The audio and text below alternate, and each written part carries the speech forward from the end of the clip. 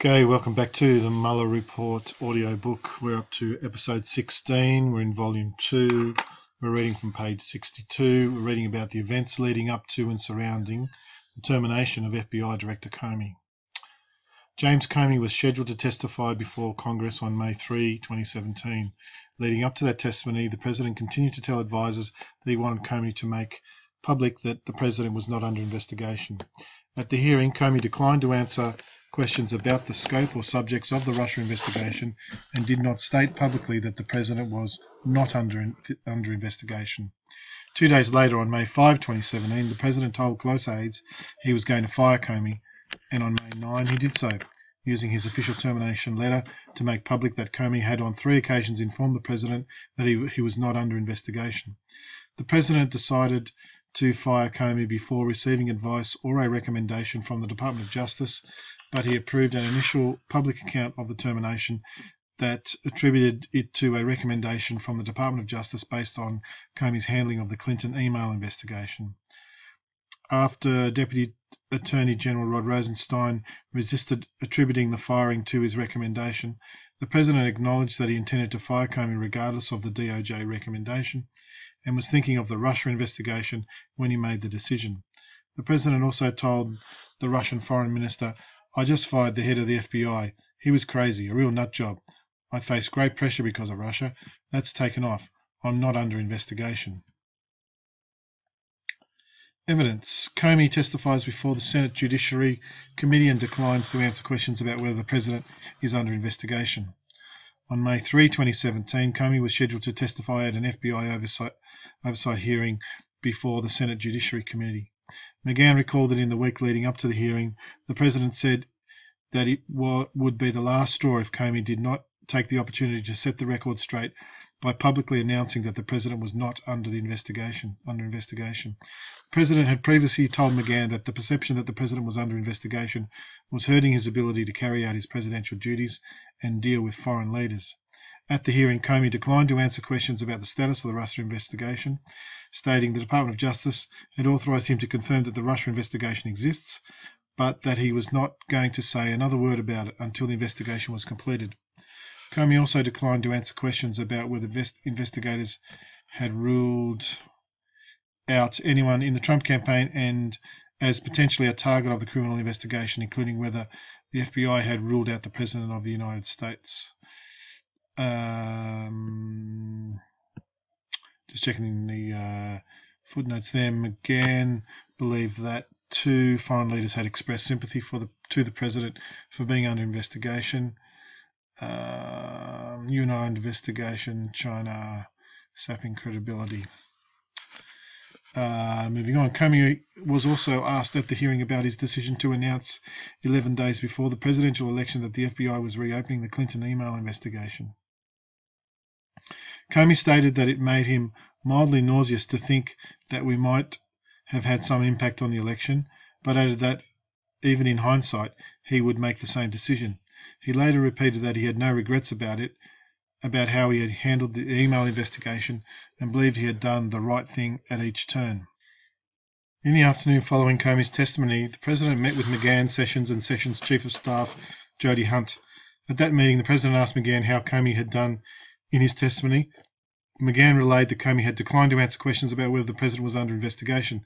The President became very upset and directed his anger at Sessions. According to notes written by Hunt, the President said, "This is terrible, Jeff. It's all because you're accused. AG is supposed to be the most important appointment. Kennedy appointed his brother, Obama appointed Holder. I appointed you and you recused yourself. You left me on an island. I can't do anything." The President said that the recusal was unfair and that it was interfering with his ability to govern and undermining his authority with foreign leaders. Sessions responded that he had no choice but to recuse and it was a mandatory rather than discretionary decision. Hunt recalled that Sessions also stated at some point during the conversation that a new start at the FBI would be appropriate and the President should consider replacing Comey as FBI Director. According to Sessions, when the meeting concluded, it was clear the President was unhappy with Comey, but Sessions did not think the President had made the decision to terminate Comey. Bannon recalled that the President brought Comey up with him at least 8 times on May 3 and 4, 2017. According to Bannon, the president said the same thing each time. He told me 3 times I'm not under investigation. He's a showboater. He's a grandstander. I don't know any Russians. There is no collusion. Bannon told the president that he could not fire Comey because the ship had sailed. Bannon also told the president that firing Comey was not going to stop the investigation, cautioning him that he could fire the FBI director, but he could not fire the FBI. The president makes the decision to terminate Comey. The weekend following Comey's May 3, 2017 testimony, the president travelled to his resort in Bedminster, New Jersey. At a dinner on Friday, May 5, attended by the president and various advisors and family members, including Jared Kushner and senior advisor Stephen Mueller, the president stated that he wanted to remove Comey and had ideas for a letter that would be used to make the announcement. The president dictated arguments and specific language for the letter, and Mueller took notes. As reflected in the notes, the president told Mueller that the letter should start, "While I greatly appreciate you informing me that I am not under investigation concerning what I have often stated is a fabricated story on the Trump-Russia relationship pertaining to the 2016 presidential election, please be informed that I, and I believe the American people, including D's and R's, have lost faith in you as director of the FBI." Following the dinner, Mueller prepared a termination letter based on those notes and research he conducted to support the president's arguments. Over the weekend, the president provided several rounds of edits on the draft letter. Mueller said the president was adamant that he will not tell anyone at the White House what they were preparing because the president was worried about leaks. In his discussions with Mueller, the president made clear that he wanted the letter to open with a reference of him not being under investigation. Mueller said he believed that fact was important to the president to show that Comey was not being terminated based on any such investigation. According to Mueller, the president wanted to establish as a factual matter that Comey had been under a review period and did not have assurance from the president that he would be permitted to keep his job. The final version of the termination letter, prepared by Mueller and the president, began in a way that closely tracked what the president had dictated to Mueller at the May 5 dinner. "Dear Director Comey, while I greatly appreciate your informing me on 3 separate occasions that I am not under investigation concerning the fabricated and politically motivated allegations of a Trump-Russia investigation, Trump-Russia relationship with respect to the 2016 presidential election, please be informed that I, along with members of both political parties and, most importantly, the American public, have lost faith in you as the director of the FBI, and you are hereby terminated." The 4-page letter went on to critique Comey's judgment and conduct, including his May 3 testimony before the Senate Judiciary Committee, his handling of the Clinton email investigation, and his failure to hold leakers accountable. The letter stated that Comey had asked the president at dinner shortly after inauguration to let Comey stay on in the director's role, and the president said that he would consider it. But the president had concluded that he had no alternative but to find new leadership for the Bureau, a leader that restores confidence and trust. On the morning of Monday, May 8, 2017, the president met in the Oval Office with senior advisors, including McGahn, Priebus, and Mueller, informed them he had decided to terminate Comey. The president read aloud the first paragraphs of the termination letter he wrote with Mueller and conveyed that the decision had been made and was not up for discussion. The president told the group that Mueller had researched the issue and determined the president had the authority to terminate Comey without cause. In an effort to slow down the decision-making process, McGahn told the president that DOJ leadership was currently discussing Comey's status and suggested that White House counsel's office attorneys should talk with Sessions and Rod Rosenstein, who had recently been confirmed as the Deputy Attorney General. McGahn said that previously scheduled meetings with Sessions and Rosenstein that day would be an opportunity to find out what they thought about firing Comey. At noon, Sessions, Rosenstein and Hunt met with McGahn and White House counsel's office attorney Utam Dillon in the White House. McGahn said that the president had decided to fire Comey and asked for Sessions and Rosenstein's view. Sessions and Rosenstein criticised Comey and did not raise concerns about replacing him. McGahn and Dillon said the fact that neither Sessions nor Rosenstein objected to replacing Comey gave them peace of mind that the president's decision to fire Comey was not an attempt to obstruct justice. An Oval Office meeting was scheduled later that day so that Russians and Rosenstein could discuss the issue with the president. At around 5 p.m, the president and several White House officials met with Sessions and Rosenstein to discuss Comey. The president told the group He had watched Comey's May 3 testimony over the weekend and thought that something was not right with Comey. The President said that Comey should be removed and asked Sessions and Rosenstein for their views. Hunt, who was in the room, recalled that Sessions responded that he had previously recommended that Comey be replaced. McGann and Dillon said Rosenstein described his concerns about Comey's handling of the Clinton email investigation. The President then distributed copies of the termination letter he had drafted with Mueller, and the discussion turned to the mechanics of how to fire Comey and whether the President's letter should be used. McGann and Dillon urged the President to permit Comey to resign, but the President was adamant that he had to be fired. The group discussed the possibility that Rosenstein and Sessions could provide a recommendation in writing that Comey should be removed. The President agreed and told Rosenstein to draft a memorandum. He said he wanted to receive it first thing in the next morning. Hunt's notes reflect that the President told Rosenstein to include in his recommendation the fact that Comey had refused to confirm that the President was not personally under investigation. According to notes taken by a senior DOJ official of Rosenstein's description of his meeting with the President said, "Put the Russia stuff in the memo." Rosenstein responded that the Russia investigation was not the basis of the recommendation, so he did not think that Russia should be mentioned. The President told Rosenstein he would appreciate it if Rosen put it in the letter anyway. When Rosenstein left the meeting, he knew that Comey would be terminated, and he told DOJ colleagues that his own reasons for replacing Comey were not the President's reasons. On May 9, Hunt delivered to the White House a letter from Sessions recommending Comey's removal and a memorandum from Rosenstein addressed to the Attorney General titled "Restoring Public Confidence in the FBI." McGann recalled that the President liked the DOJ letters and agreed that they should provide the foundation for a new cover letter from the President accepting the recommendation to terminate Comey. Notes taken by Donaldson on May 9 reflected the view of the White House Counsel's office that the President's original termination letter should not see the light of day, and that it would be better to offer no other rationales for the firing than what was in Rosenstein's and Sessions' memoranda. The President asked Mueller to draft a new termination letter and directed Mueller to say in the letter that Comey had informed the President 3 times that he was not under investigation. McGann, Priebus and Dillon objected to including that language, but the President insisted that it be included. McGann, Priebus and others perceived that language to be the most important part of the letter to the President. Dillon made a final pitch to the President that Comey should be permitted to resign, but the President refused. Just checking the footnotes there. Rosenstein in McGann's testimony letter, Sessions to President Trump, based on my evaluation and the reasons expressed by the Deputy Attorney General in the attached memorandum, I have concluded that a fresh start is needed at the leadership of the FBI.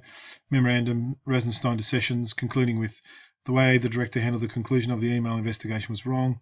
As a result, the FBI is unlikely to regain public and congressional trust until it has a Director who understands the gravity of the mistakes and pledges never to repeat them. Having refused to admit his errors, the Director cannot be expected to implement the necessary corrective actions.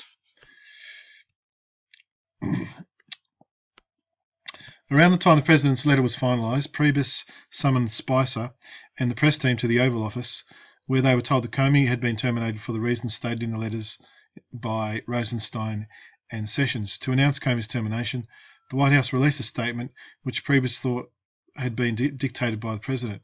In full, the statement read, "Today, President Donald J. Trump informed FBI Director James Comey that he had been terminated and removed from office. President Trump acted based on the clear recommendations of both Deputy Attorney General Rod Rosenstein and Attorney General Jeff Sessions." That evening, FBI Deputy Director Andrew McCabe was summoned to meet with the President at the White House.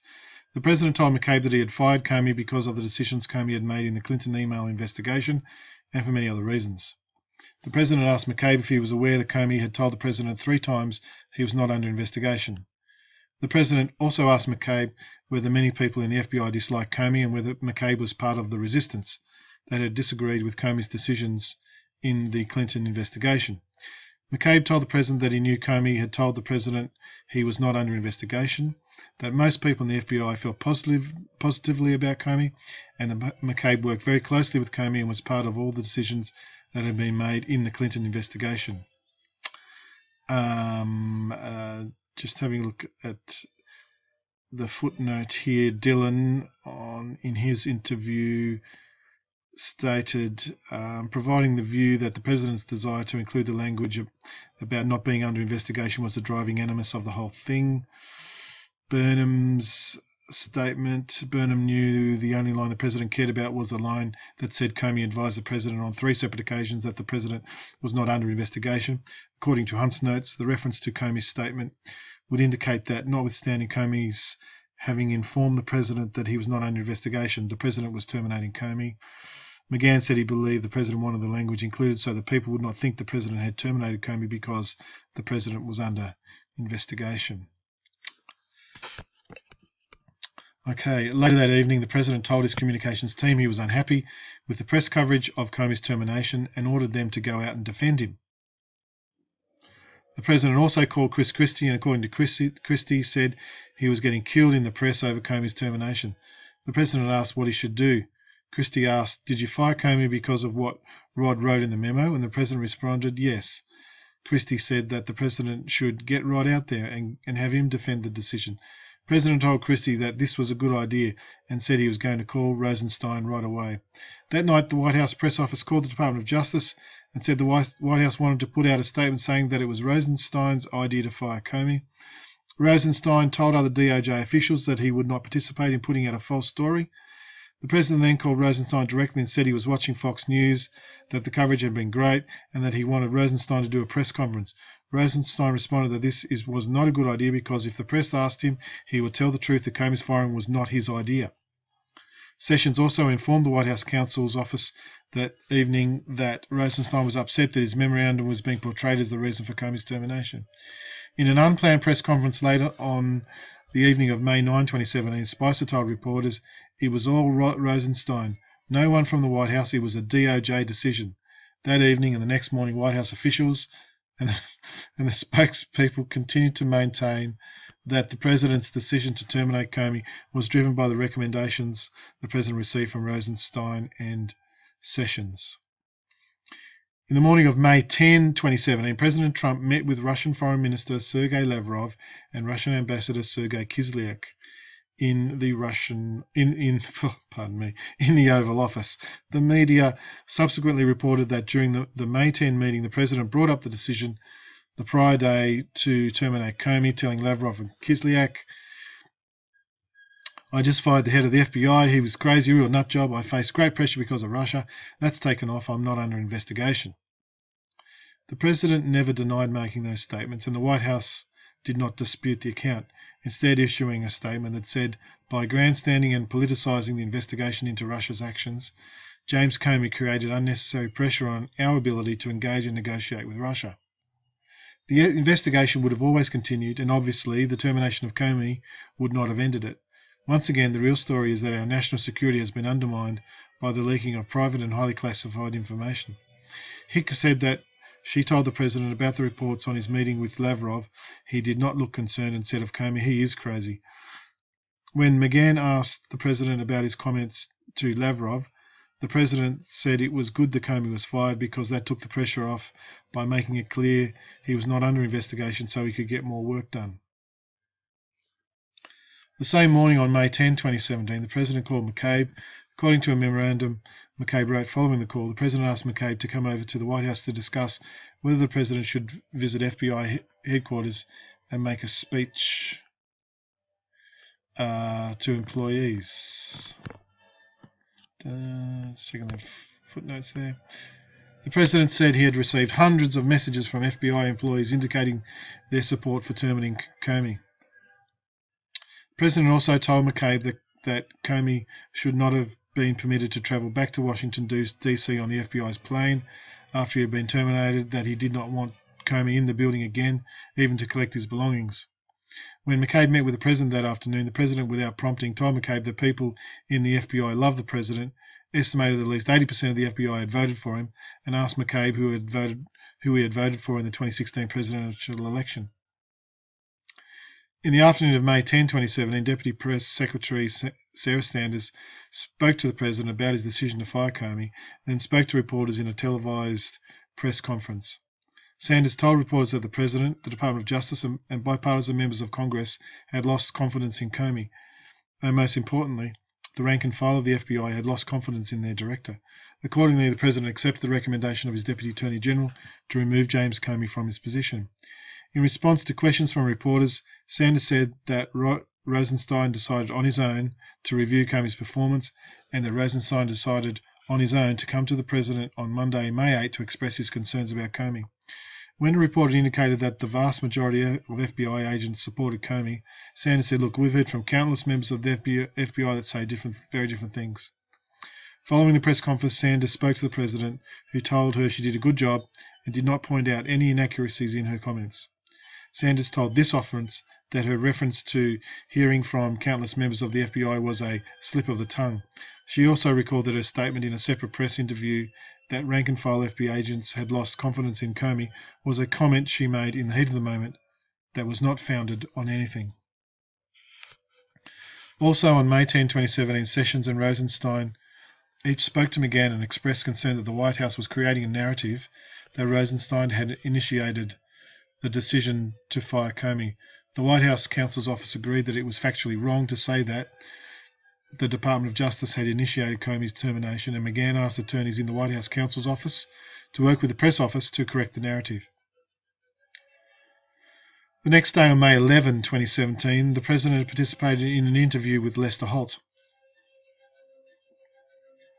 The President told White House counsel's office attorneys in advance of the interview that the communications team could not get the story right, so he was going to let Lester Holt to say what really happened.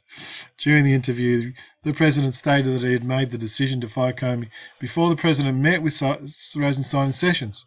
The President told Holt, "I was going to fire regardless of the recommendation. Rosenstein made a recommendation, but regardless of the recommendation, I was going to fire Comey knowing there was no good time to do it," the President continued. "And in fact, when I decided to just do it, I said to myself, this Russia thing with Trump and Russia is a made-up story. It's an excuse by the Democrats for having lost an election they should have won." In response to a question about whether he was angry with Comey about the Russia investigation, the President said, "As far as I'm concerned, I want the thing to be absolutely done properly." The President added that he realised his termination of Comey maybe will confuse people, with the result that it might even lengthen out the investigation, but he had to do the right thing for the American people, and Comey was the wrong man for that position. The President described Comey as a showboat and a grandstander, said that the FBI had been in turmoil, said he wanted to have a really competent and capable director. The President affirmed that he expected the new FBI director to continue the Russia investigation.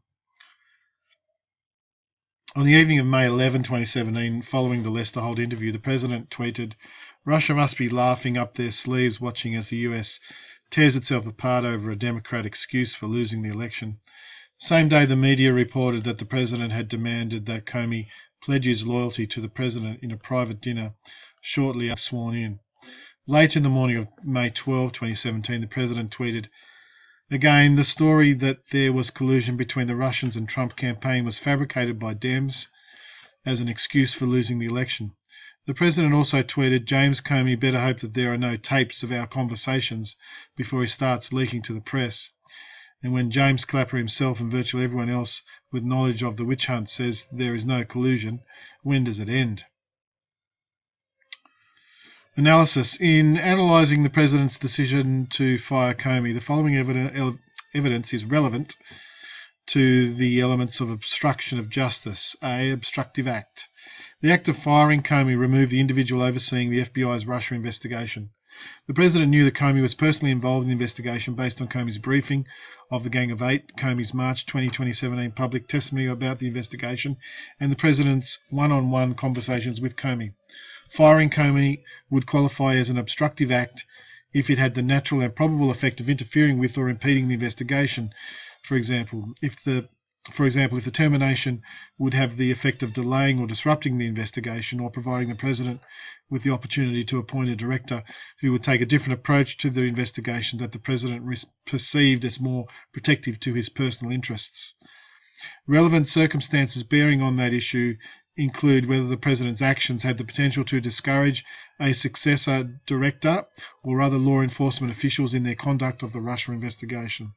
The president fired Comey abruptly without offering him an opportunity to resign, banned him from the FBI building, and criticised him publicly, calling him a showboat and claiming the FBI was in turmoil under his leadership. And the president followed this determination with public statements that were highly critical of the investigation. For example, 3 days after firing Comey, the president referred to the investigation as a witch hunt and asked, "When does it end?" Those actions had the potential to affect a successor director's conduct of the investigation. The anticipated effect of removing FBI director, however, would not necessarily be to prevent or impede the FBI from continuing its investigation. As a general matter, FBI investigations run under the operational direction of FBI personnel levels below the FBI director. Bannon made a similar point when he told the president that he could fire the FBI director but could not fire the FBI. The White House issued a press statement the day after Comey was fired that said the investigation would have always continued, and obviously the termination of Comey would not have ended it. In addition, in his May 11 interview with Lester Holt, the president stated that he understood that he made the decision to fire Comey that the action might prolong the investigation. And the president chose McCabe to serve as interim director, even though McCabe told the president he had worked very closely with Comey and was part of all the decisions made in the Clinton investigation. Nexus to a proceeding. The nexus element would be satisfied by evidence showing that a grand jury proceeding or criminal prosecution arising from an FBI investigation was objectively foreseeable and actually contemplated by the president when he terminated Comey. Several facts would be relevant to such a showing. At the time the president fired Comey, a grand jury had not begun to hear evidence related to the Russia investigation, and no grand jury subpoenas had been issued. On March 20, 2017, however, Comey had announced that the FBI was investigating Russia's interference in the election, including an assessment of whether any crimes were committed. It is widely known that the FBI, as part of the Russia investigation, was investigating the hacking of the DNC's computers, a clear criminal offence. In addition, at the time the president fired Comey, evidence indicates the president knew that Flynn was still under criminal investigation and could potentially be prosecuted, despite the president's February 14, 2017 request that Comey let Flynn go. On March 5, 2017, the White House counsel's office was informed that the FBI was asking for transition period records relating to Flynn, indicating that the FBI was still actively investigating him. The same day, the president told advisors he wanted to call Dana Boente, then the acting Attorney General for the Russia investigation, to find out whether the White House or the president was being investigated. On March 31, 2017, the president signalled his awareness that Flynn remained in legal jeopardy by tweeting that Mike Flynn should ask for immunity before he agreed to provide testimony to the FBI or Congress. And in late March or early April, the president asked McFarlane to pass a message to Flynn telling him that the president felt bad for him and that he should stay strong, further demonstrating the president's awareness of Flynn's criminal exposure. The third element is intent. Substantial evidence indicates that the catalyst for the president's decision to fire Comey was Comey's unwillingness to publicly state that the president was not personally under investigation, despite the president's repeated requests that Comey make such an announcement. In the week leading up to Comey's May 3, 2017 Senate Judiciary Committee testimony, the president told McGahn that it would be the last straw if Comey did not set the record straight and publicly announce that the president was not under investigation. But during his May 3 testimony, Comey refused to answer questions about whether the president was being investigated. Comey's refusal angered the president, who criticised Sessions for leaving him isolated and exposed, saying, "You've left me on an island."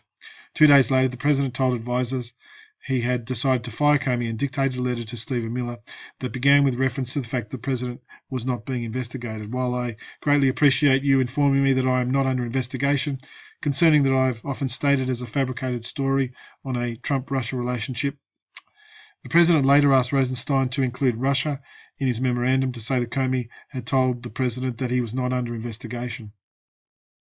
And the president's final termination letter included a sentence, at the president's insistence and against McCann's advice, stating that Comey had told the president on 3 separate occasions he was not under investigation.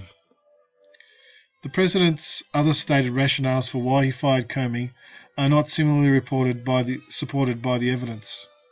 The termination letter the President and Stephen Mueller prepared in Bedminster cited Comey's handling of the Clinton email investigation, and the President told McCabe he fired Comey for that reason. But the facts surrounding Comey's handling of the Clinton email investigation were well known to the President at the time he assumed office, and the President made it clear to both Comey and the President's senior staff in early 2017 that he wanted Comey to stay on as director. And Rosenstein articulated his criticism of Comey's handling of the Clinton investigation after the President had already decided to fire Comey. The President's draft termination letter also stated that morale at the FBI was at an all-time low, and Sanders told the press after Comey's termination that the White House had heard from countless FBI agents who had lost confidence in Comey. But the evidence does not support those claims. The President told Comey at their January 27 dinner that the people at the FBI really like him. No evidence suggests that the President heard otherwise before deciding to terminate Comey, and Sanders acknowledged to investigators that her comments were not founded on anything. We also considered why it was important for the President that Comey announces publicly that he was not under investigation. Some evidence indicates that the President believed that the erroneous perception he was under investigation harmed his ability to manage domestic and foreign affairs, particularly in dealings with Russia. The President told Comey that the cloud of this Russia business was making it difficult to run the country. The President told Sessions and McGahn that foreign leaders had expressed sympathy to him for being under investigation, and that the perception he was under investigation was hurting his ability to address foreign relations issues. The President complained to Rogers that the thing with the Russians was messing up his ability to get things done with Russia, and told Coates, "I can't do anything with Russia. There's things I'd like to do with Russia, with trade, with ISIS. They're all over me with this." The President also may have viewed Comey as insubordinate for his failure to make clear in the May 3 testimony the President was not under investigation. Other evidence, however, indicates that the President wanted to protect himself from an investigation into his campaign. The day after learning about the FBI's interview of Flynn, the President had a one-on-one dinner with Comey asking against the advice of senior aides and told Comey he needed Comey's loyalty. When the President later asked Comey for a second time to make public that he was not under investigation, he brought up loyalty again, saying, "Because I've been very loyal to you, very loyal. We had that thing, you know." After the President learned of Sessions' recusal from the Russian investigation, the President was furious and said he wanted an Attorney General who would protect him the way he perceived Robert Kennedy and Eric Holder to have protected their presidents. The President also said he wanted to be able to tell his Attorney General who to investigate. In addition, the President had a motive to put the FBI's Russia investigation behind him. The evidence does not establish that the termination of Comey was designed to cover up a conspiracy between the Trump campaign and Russia. As described in Volume 1, the evidence uncovered in the investigation did not establish that the President or those close to him were involved in the charged Russian computer hacking or active measure conspiracies, or that the President otherwise had an unlawful relationship with any Russian official. But the evidence does indicate that a thorough FBI investigation would uncover facts about the campaign and the President personally that the President could have understood to be crimes, or that would give rise to personal and political concerns. Although the President publicly stated during and after the election that he had no connection to Russia, the Trump Organization, through Michael Cohen, was pursuing the proposed Trump Tower Moscow project through June 2016, and candidate Trump was repeatedly briefed on the progress of those efforts. In addition, some witnesses said that Trump was aware that redaction there, at a time when public reports stated that Russian intelligence officials were behind the hacks, and that Trump privately sought information about future WikiLeaks releases. More broadly, multiple witnesses described the President's preoccupation with press coverage of the Russian investigation and his persistent concern that it raised questions about the legitimacy of his election. Finally, the President and White House aides initially advanced a pretextual reason to the press and the public for Comey's termination. In the immediate aftermath of the firing, the President dictated a press release suggesting that he had acted based on the DOJ recommendations, and White House press officials repeated that story. But the President had decided to fire Comey before the White House solicited those recommendations. Although the President ultimately acknowledged that he was going to fire Comey regardless of the Department of Justice recommendations. He did so only after DOJ officials made clear to him that they would resist the White House suggestions that they had prompted the process that led to Comey's termination.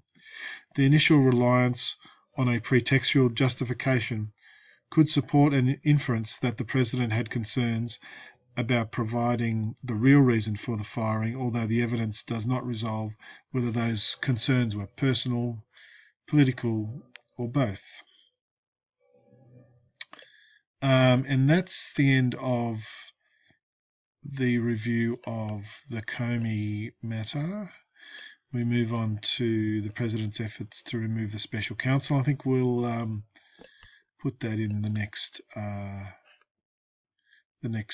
episode. So that will finish up for today. Catch you on the next recording.